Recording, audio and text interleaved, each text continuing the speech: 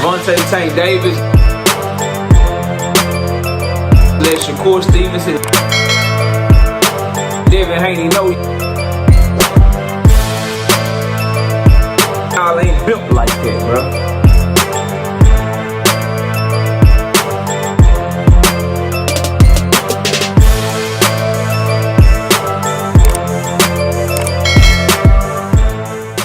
Parts to this video, bro. Does Shakur Stevenson really believe what he's saying about William Zepeda and what he's gonna do? Or is he just selling the fight? And do his fans truly believe in him? Smash the like button, subscribe to the channel, share the video, turn on your notifications. Catch me live Monday, Wednesday, and Thursday night, 7:30. I'm also live Sunday mornings with the Singing OG KC Boxing Network. Sunday mornings, 9 a.m. Central Standard Time. Join the channel as a member. Drop super chats and super thanks when you come by the live streams and videos that we do. And hit me up if you want to debate. knockoutboxing86@yahoo.com is the email address. Now, join the channel as a member if I ain't say that, man. All the picks is up for this week for that exclusive content. Make sure y'all tune in for that. Now, first I want to start with Shakur Stevenson fans. Then I want to get into whether or not Shakur Stevenson believes what he's saying about William Zepeda. And does he have a responsibility to deliver on what he's saying about William Zepeda? First, let's start with the fans, bro. It's a mixed bag, is what I'm getting here on the channel this fight week as we get closer and closer to the big time card tomorrow. And that's this, bro. Some of y'all do believe in Shakur Stevenson. This ain't for y'all, but a lot of fans I've talked to, when I ask, yo, he's talking a lot of noise, bro. He's really laying it on thick with how he's about to just do Zepeda dirty. Do you hold him to that? Like, does he have to deliver a star-making performance? All he got to do is win, KO. All he got to do is win, KO. If he win, it don't matter. Win by any means necessary. Y'all don't believe in him, bro. And y'all don't believe the shit he talking. Because if you did, you'd have more faith. If you did, you'd have more belief. If you did, you'd be singing the same tune that he's singing. And it always happens like this, bro. Shakur Stevenson fans will tell me how he's pound for pound. They'll tell me how he's the greatest fighter of this generation. How can't nobody beat him. Tank can't beat him. Team Alifu can't beat him. Devin can't beat him. Abdullah Mason can't beat him. Schofield is food. Everybody's food. Can't nobody beat him. Can't nobody do nothing. But then when you press him about what he says and the type of performances that he put on, they tell you it don't matter. He just got to get the win by any means necessary. And my overall point in question is, if he's so extraordinary, why does he look ordinary against subpar competition? I'm going to say that stuff again, bro. If he's so extraordinary, why does he look so ordinary against subpar competition? Case in point, Jeremiah Nakathila. How come he struggled to put a dent in Jeremiah Nakathila, but then we all see Raymond Muratalla, we see Tito Mercado, and we see Abdullah Mason destroy him throughout the entire fight. Now, Shakur don't punch like them, so I'm not saying he should have stopped them earlier, but how come they were more dominant than what he was able to do with Nakathila, bro? Like, how come he didn't just beat up Nakathila for 12 rounds and he just couldn't stop him because he just don't punch hard? How come he couldn't do Nakathila like he did Jamel Herring, bro?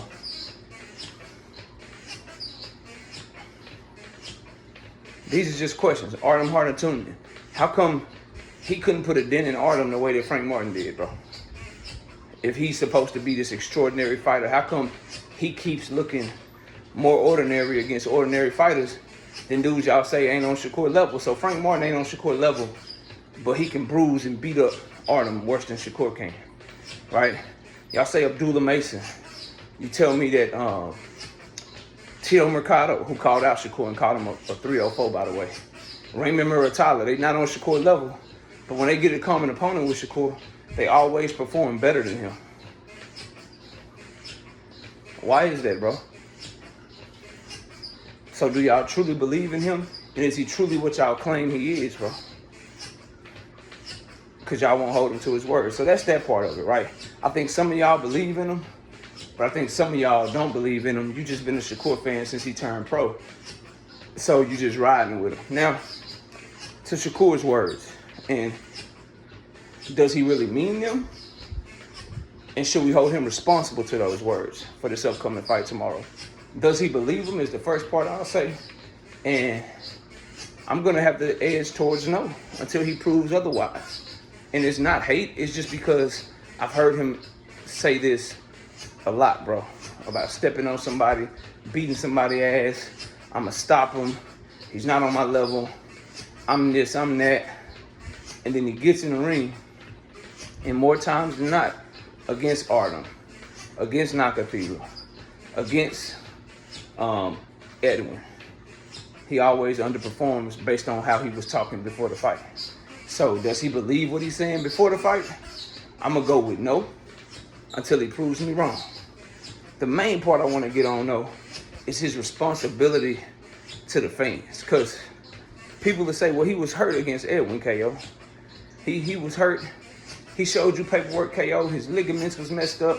He dropped the post of him texting Lyric Michelle and saying how sick he was and how he didn't feel good. So cut him some slack, KO. That's why he looked that way against Edwin. And my response to that is always, why was he talking the way he was talking before the fight? Because you go leading up to the Edwin De Los Santos fight, I'm going to beat his ass. I'm going to whoop him. I'm going to do him dirty. He not on my level. I'm going to beat his ass up. And y'all tell me he just selling the fight, KO. He got to sell the fight. He can't give his opponent any indication of what he's going to do. He can't let him know that he's sick. He can't let him know that he's hurt. And then my response to that is, so y'all cool with him selling us fights based on a lie? This pay-per-view, for those of us that buy fights and have subscriptions and have channels and actually support the sport of boxing, this pay-per-view is $60. So as a consumer, and this is what lets me know that y'all don't buy fights, a lot of you, bro. As a consumer, I'm supposed to be okay with paying $60 for something because I'm told you're going to do this. Then you go out there and you do something completely different, and we're not supposed to hold you accountable to it, bro. This is what's wrong with boxing. People who don't pay for shit always want to have the loudest voice, bro. And when you talk to somebody who does buy shit on a regular basis, who works hard to get my money for me and my family, and then I spend that hard-earned money supporting the sport of boxing, you and I can't even have a conversation. Because you're telling me that what a fighter tells me and sells me before the fight to get me to purchase that fight, get me to go to that fight, get me to buy that pay-per-view, that I shouldn't hold him to that. That it's okay for him to talk all this shit, knowing in the back of his mind, number one, he probably got a completely different game plan. Knowing in the back of his mind, number two, that if rubber meets the road and it's time, he'll get on his bike and he'll skedaddle the fuck up out of there. And we're supposed to support that type of shit, that type of behavior. Fighters that'll bring a belt to the damn weigh-in, talk about how they gonna do this dude bad and they about to put on the best performance of the night. I'm gonna prove I'm the best fighter on the card.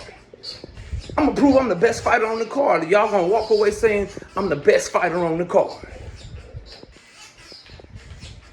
Then if he don't live up to it and people pay their $60 and they like, yo, you didn't do nothing you said you gonna do. A lot of y'all say, well, it ain't his fault. He just got to win, KO. Nah, bro, he got a responsibility to entertain, a responsibility to put on a great performance, because that is what we are paying for, bro. If you don't buy fights, you won't understand this conversation. And that's how I can tell who buys fights and who got their fire stick jailbroken. Who buys fights and who hop on their laptop and find a streaming site to watch that shit on, bro. Because if you ain't holding a fighter accountable to what they say before the fight, to at least try. Everybody not going to be able to execute what they say before the fight. But if you don't at least try your hardest to keep your word, then you lied to me and you made me spend my money under false pretenses. So most definitely, Shakur Stevenson has a responsibility to entertain. He has a responsibility to try to put on a great performance. He has a responsibility to try to live up to all the shit he talking before the fight. And before you hit me with the well, KO, their life is on the line. You can't tell them how to fight. You go take punches, KO. You go do this. You go do that. Ain't nobody tell these niggas to box, bro.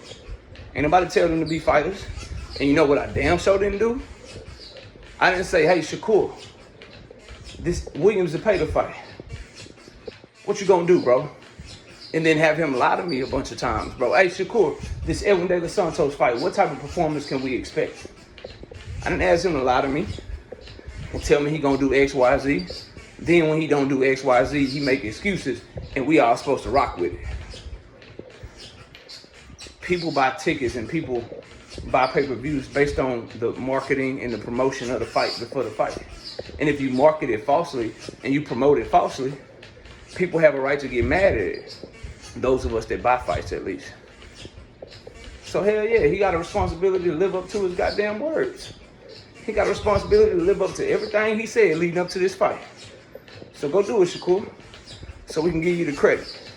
And if he don't do it, don't cry at the criticism. Y'all smash the like, sub to the channel. I'll see y'all soon. Peace. Devontae Tank Davis. Let Shakur Stevenson. Devin Haney know y'all ain't built like that, bro.